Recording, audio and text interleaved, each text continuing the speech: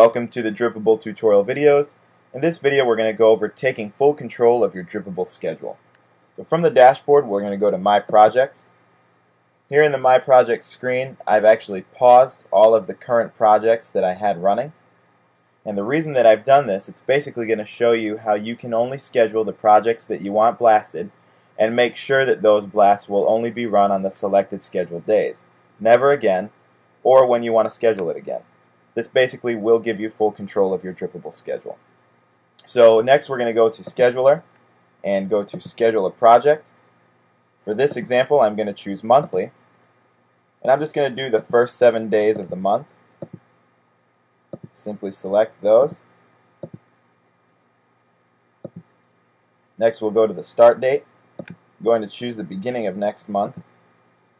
And I'm just going to do this for 1 week. I'm going to choose the end date on the 7th day. Next I'm going to choose the project that I want run. I'll just choose the first one. And I'm going to choose 1,000 links here, which for that would be 500 blog comments and 500 forum profiles. Look everything over and make sure it's correct. And I'm going to simply hit submit. Next, before we go to the schedule overview, I'm going to choose another schedule. Here I'm just going to do a single blast. And I'm actually going to do this for the next available day. I'm going to leave it at the 4,000. Choose the next project. Look it over, make sure it's correct, and simply hit submit. There we go, we have success, the project was scheduled. And lastly, I'm going to do one weekly schedule. So I'll simply hit weekly. And for this, I'm actually just going to do it over the 3 weekend days. Choose my start date, first available day. I'm just going to do this once as well. So choose the end date for the 3rd day. I'm going to select the project.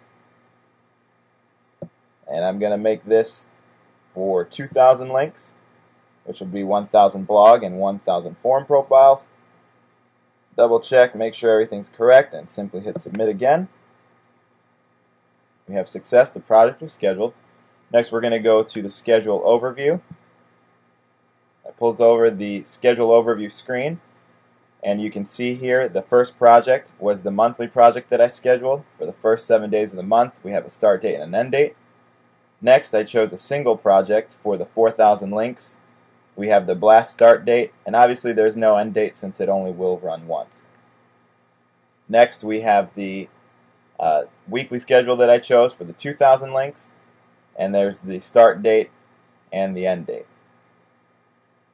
We have the weekly overview, which will show us the usage for that week. You can see that I'm using it to 100% on the 25th, and then on the last day of the week that the weekly overview covers, I'm only using it at 50% of its usage.